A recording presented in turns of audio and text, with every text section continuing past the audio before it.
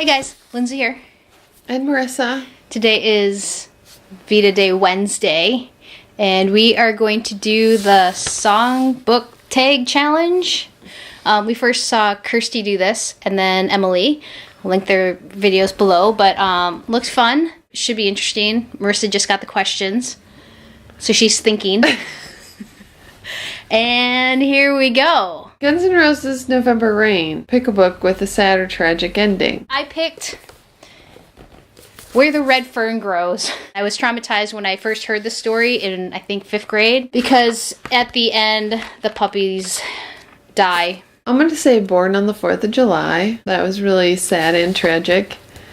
And a book that I read. Number 2, Queen, Another One Bites the Dust. Pick a book which has a lot of killing in it. I don't have the book because I have it on audiobook, but I do have one of the books in the series. I was going to say Ender's Game because, well, he wipes out a whole entire race. Except one. I was going to say, like, The Killing Fields, A Thin Red Line, Platoon. I was kind of a Vietnam War person. Britney Spears, I Did It Again. Pick a book which you've read more than twice. I've read no book more than twice. And for mine, I don't have it because it's also on audiobook. I listen to a lot of audiobooks, but I've listened to The Soul of Money probably at least like once or twice a year. Okay, well, if we're counting audiobooks, Okay. I've listened to Drift, the Rachel Maddow book, because I tend to put it on when there's nothing else to listen to because I like the sound of her voice. And she's smart. Number 4, Pink Floyd, Wish You Were Here, your current most anticipated book. So a lot of people are really up on like new fiction coming out, and I have no idea. But we just got an audiobook Oh, yeah. that we're really interested in. A Walk in the Woods by Bill Bryson from the library. I am anticipating that book too, because So. I've heard good things about it. Number 5, Florence and the Machine, No Light, No Light. Pick a book that was just so bad you'd like to lock it away in a dark corner and never look at it again. This book isn't bad, but it's written in a way that I can't get through it necessarily, so maybe you would consider that bad. I liked Wicked. It's very dense and it's very thoughtful, and Son of a Witch, which is the one that comes after, is also that way, but I have yet to be able to get through the whole book. The most recent book that I had that I didn't like, that I thought I would really like, a lot of people like it, is On the Open Road by Jack Kerouac. I really wanted to like this book. That's one of those books where you've got to put it in historical perspective to enjoy it, because I couldn't. Lindsay had a hard time because it's full of misogyny. I'm sure it's a great book. I couldn't get past the fact that he was an ass. Skylar Gray, Final Warning. Pick a book with a kick-ass protagonist you'd not want to piss off. I have the Honor Harrington.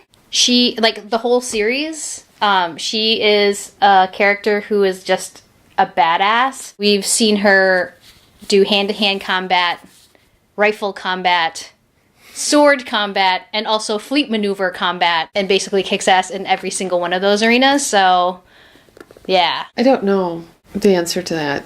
Fair enough. I can vaguely remember that there are books that I have liked, but again, I haven't in the past read a lot of fiction. Number 7, My Chemical Romance, I'm Not Okay. Pick a book that deals with a hard topic like loss or bullying. Well, I took a spin on this, but I did A People's History of the United States by Howard Zinn. Just some of the atrocities that happened during the forming of the United States is horrendous that you don't learn in school. I cannot remember the names of these books, so I'm going to give you the synopsis. I don't remember the book exactly, but I think it's something like My Name is David, which was about child abuse, extreme child abuse.